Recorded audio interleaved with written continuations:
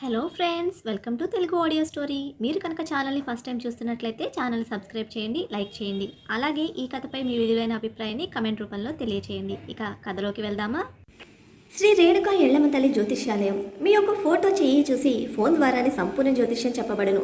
ప్రేమించుకున్న వారి మధ్య గొడవలు రావడం, భార్యాభర్తల మధ్య అనుమానం రావడం, ఎన్ని సంబంధాలు వచ్చినా పెళ్లి ముడిపడకపోవడం, విద్యా ఉద్యోగ సమస్యలు, వ్యాపార సమస్యలు, సంతాన సమస్యలు రావడం, ఆర్థిక సమస్యలు ఏర్పడడం, మనశ్శాంతి లేకపోవడం, విదేశీ ప్రయాణాలు, కోర్టు సమస్యలు, రాజకీయ సమస్యలు, రియల్ ఎస్టేట్ సమస్యలు, మీకు ఎటువంటి సమస్యలున్నా నమ్మకంతో కాల్ చేయండి.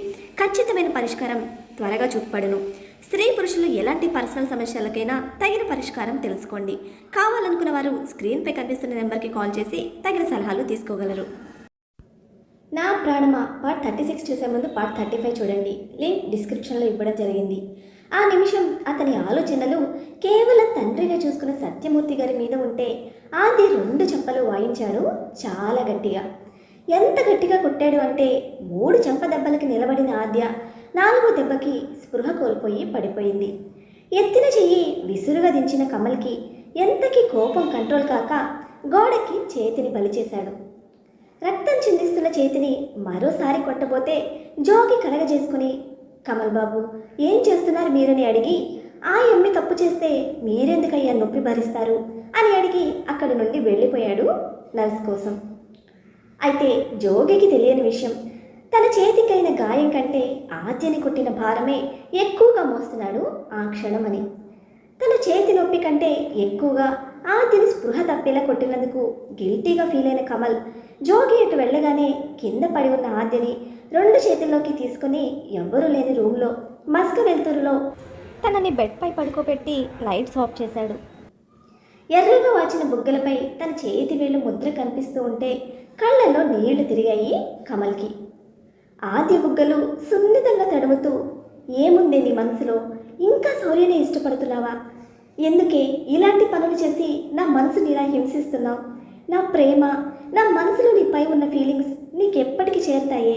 నువ్వు చేస్తున్న పనులకు నేను అసహ్యించుకోవాలి, కానీ నేను ఏమనలేని నా అసహ్యత మీద నా మీద నాకే అసహ్యం వేస్తోంది.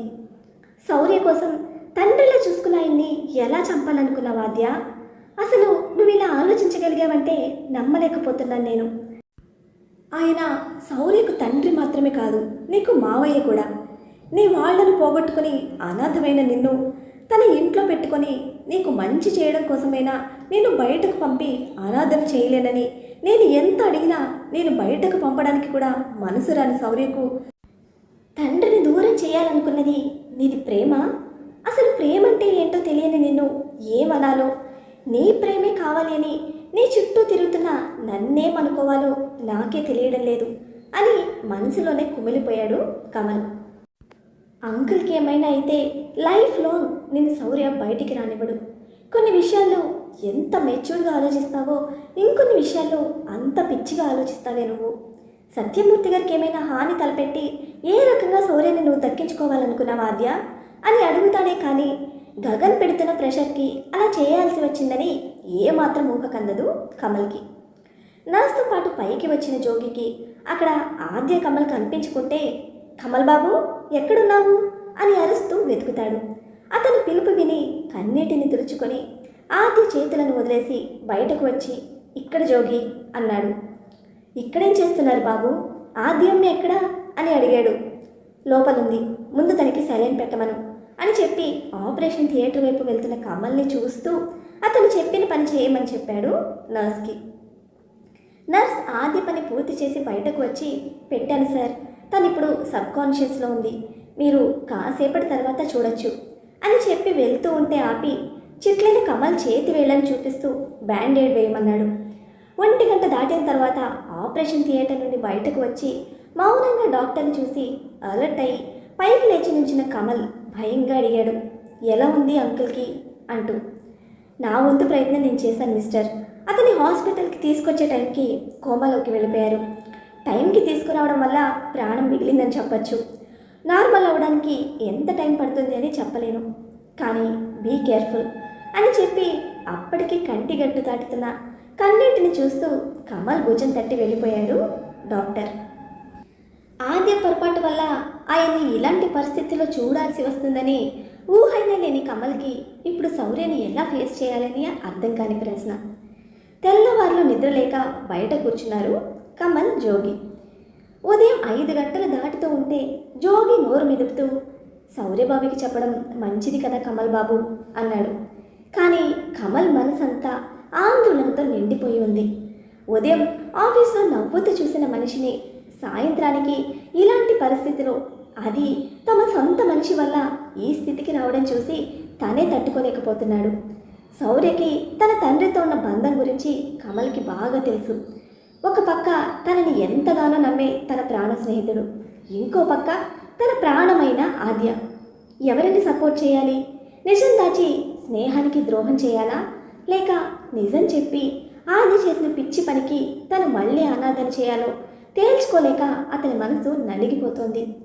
నిజానికి ఈ పాటికి ఎప్పుడో చెప్పాలి శౌర్యకి, కానీ ఎలా తీసుకుంటాడు అని ఆలోచిస్తూనే చివరికి ఒక నిర్ణయానికి వచ్చి శౌర్యకి కాల్ చేయబోయి ఆగిపోయిన కమల్ జోగి వైపు చూస్తూ, జోగి నాకు మాటిస్తావా అని అడిగాడు. ఏంటి అన్నట్టు చూస్తున్న జోగితో, ఆద్య వల్ల అంకుల్కి ఇలా జరిగిందని 4వ మనిషికి తెలియకూడదు అన్నాడు. కానీ బాబు, ఆ అమ్మి తప్పు చేసింది. తప్పు చేసిన వాళ్ళకి శిక్ష పడాలని శౌర్యబాబు ఎప్పుడు చెప్తూ ఉంటాడు.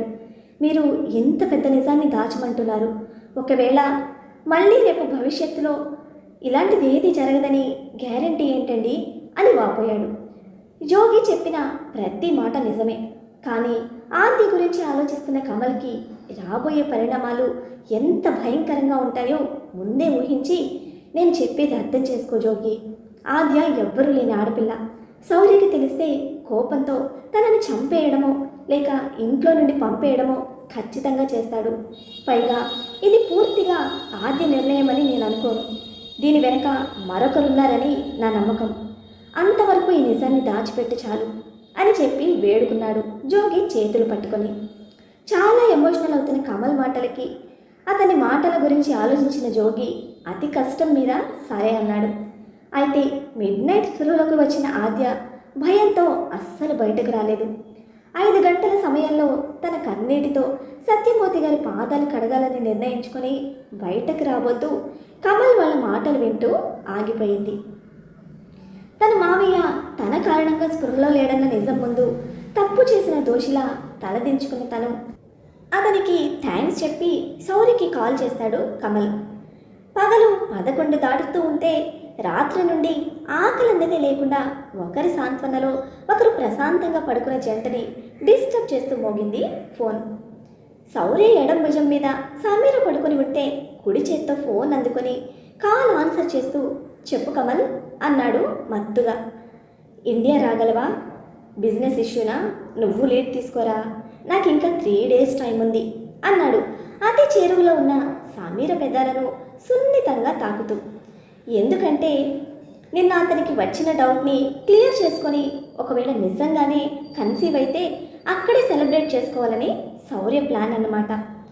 బిజినెస్ ఇష్యూ కాదు శౌర్య, అంకుల్కి అని చెప్తున్న కమల్ గొంతులోని తేడాన్ని గమనించి అప్పటికి ముడిపనే కనుబొమ్మలు ఇంకా దగ్గరకు చేరుకుంటే సమీరాని వదిలి బాల్కనీలోకి వస్తూ, ఏం జరిగింది అని అడిగాడు బేస్ వాయిస్తో. శౌర్య, అర్జెంటుగా ఇండియా రారా, అంకుల్ కాల్ స్లిప్ అయి పడిపోయారు అంటూ ఆగిన కమల్తో, ప్రాణాలతో ఉన్నారని చెప్పు కమల్. అప్పటికే కన్నీళ్లు చంపలను దాటుతున్నాయి శౌర్యకి. అతని చేతి పిడికిలిలో మెటల్ రాడ్ రైలింగ్ తన రూపాన్ని కోల్పోతుంది. చెప్పాగా, స్టెప్స్ దిగుతూ ఉంటే స్లిప్ అయి పడ్డారు, హెడ్ ఇంజరీ అయింది, సర్జరీ చేశారు, కోమా నుండి బయటపడడానికి టైం పడుతుంది అన్నారు, ప్రాణానికి ఏమీ ప్రమాదం లేదంట అని చెప్పి, సమీరకు చెప్పకు భయపడుతుంది అని చివరగా చెప్పి కాల్ కట్ చేశాడు కమల్. శౌర్య మళ్ళీ కాల్ చేసి, జానీకి విషయం తెలియనివ్వకు, నేను వచ్చే వరకు ఎవ్వరికీ ఏం తెలియకుండా మేనేజ్ చేయి అని చెప్పి లగేజ్ సర్దుతూ సమీరాన్ని పిలిచాడు.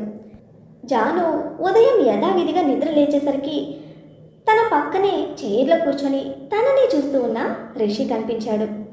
నైట్ జరిగిందంతా ఒక్క రీల్లో కనిపించగా అతని చేతిలో ఉన్న పిల్ స్ట్రిప్ చూసి సారీ అని మాత్రం అంది బాధగా. ఇవేంటి ఒక్క మాటలో అడిగాడు. అయితే పిల్స్ చూసి కరెక్ట్గా ప్రాబ్లం ఇదని ఎవ్వరు చెప్పలేరు. సేమ్ మెడిసిన్ డిఫరెంట్ పర్పసెస్కి వాడతారు కాబట్టి రిపోర్ట్స్ చూడని రిషికి విషయం తెలియదు అని అర్థమై స్ట్రెస్ ఎక్కువైతే బ్రెయిన్ ప్రెషర్ తీసుకుంటుంది రిషి. నైట్ ఇంటిమేట్ అయినప్పుడు చాలా ట్రై చేశాను ప్రెషర్ హోల్డ్ చేయడానికి, బట్ ఐ కాంట్ అని చెప్పి కన్నీళ్లు పెట్టుకుంటున్న తనని చూసి దగ్గరికి వెళ్ళి జాను ముఖం దోసిట్లో బంధించి ఏమైనా దాస్తున్నావన్న దగ్గర అని అడిగాడు. లేదు అన్నట్టు తలూపింది జాను. తానొక సిక్కే నిల్ పర్సన్గా రిషి చూస్తే తన మనసు తట్టుకోలేదు. లుక్ ఎట్ మీ జాను, నా కళ్ళలోకి చూసి చెప్పు అన్నాడు ఇంటెన్స్గా. రిషి కళ్ళలోకి చూసి అబద్ధం చెప్పే ధైర్యం చేయలేని తన చెంపల మీద ఉన్న రిషి చేతిని తీసి బొజ్జపై పెట్టుకుంటూ ఆకలిగా ఉంది అంది. అప్పుడు గుర్తొచ్చింది నైట్ ఇద్దరూ ఏం తినలేదనే విషయం. ఫ్రెష్ అవ్వు, బ్రేక్ఫాస్ట్ పైకి తీసుకొస్తాను అని చెప్పి బయటకు వెళ్ళాడు రిషి.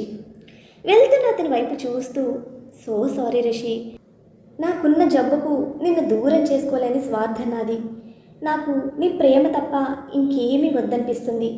నా హెల్త్ ఇష్యూ తెలిసాక నువ్వు ఎలా రియాక్ట్ అయినా పర్వాలేదు, కానీ నన్ను మాత్రం నీ నుండి దూరం చేసుకోకు అని బాధగా మనసులోనే అనుకుంటూ బ్రష్ చేసి శారీ నుండి నైట్ వేర్కి షిఫ్ట్ అయిన తనకి స్నానం చేసే ఓపిక నిజంగానే లేదు. రిషి వచ్చేప్పటికి ఎర్లీ మార్నింగ్ వేసుకోవాల్సిన పిల్స్ వేసుకొని మిగతావి దాచేసింది. రిషి బ్రేక్ఫాస్ట్ ముందు పెడితే తినిపించు అంటూ ముందు క్రాస్ లెగ్స్ వేసుకొని కూర్చుంది. చిన్న నవ్వుతో తనకి తినిపిస్తూనే నైట్ భయపెట్టావు తెలుసా అన్నాడు రిషి. సారీ, చాలా డిసప్పాయింట్ చేశాను కదా నిన్ను అంది బాధగా. ఎవరికి మాత్రం ఉంటుంది ఫస్ట్ నైట్ అప్పుడు అన్నీ మధ్యలో వదిలేసి లేవడం. నేనేదో నీ హెల్త్ గురించి మాట్లాడితే నువ్వు సెక్షువల్ లైఫ్ గురించి మాట్లాడుతున్నావు. నువ్వు ముందే చెప్తే మన మధ్య ఇలాంటి ఇన్సిడెంట్స్ వచ్చేది కాదు కదా అన్నాడు లాలనగా. అందుకే చెప్పాలి అనుకోలేదు అంది తలదించుకొని. వాట్? షాకింగ్గా అడిగాడు రిషి. నిజం రిషి, నాకు నువ్వు కావాలి and I'm yours, inner and outer. నేను ఫీల్ అవ్వాలి, కళ్ళతో మాత్రమే కాదు మనసుతో. నేను ప్రెషర్ ఫీల్ అవుతున్నాను అని తెలిస్తే నువ్వు ఎక్కడ నన్ను ముందే దూరం పెడతావా అని నీ దగ్గర ఓపెన్ కాలేదు. నీకు తగ్గట్టు నన్ను నేను మార్చుకోవాలి అనుకున్నాను Rishi, but I failed. Sorry అంటూ మళ్ళీ ఏడ్చింది. జాను, డోంట్ క్రైరా. ఇప్పుడు ఏమైంది? కొంచెం టైం తీసుకున్నా నేను ఎప్పటికీ నీ వాడినే. ఇలా ఏడ్చి నన్ను వీక్ చేయకు అన్నాడు ఎడమ చేత్తో తన తల నిమురుతూ. నో రిషి, మన మధ్య దూరం నాకు నచ్చడం లేదు. నీకు పూర్తిగా సొంతం కాకుండానే చనిపోతానేమో అని భయంగా ఉంది అంటూ ఇంకేదో చెప్తున్న జాను మాటలు ఆగిపోయాయి తన పెదవులు మూసేసిన అతని పెదవుల స్పర్శతో.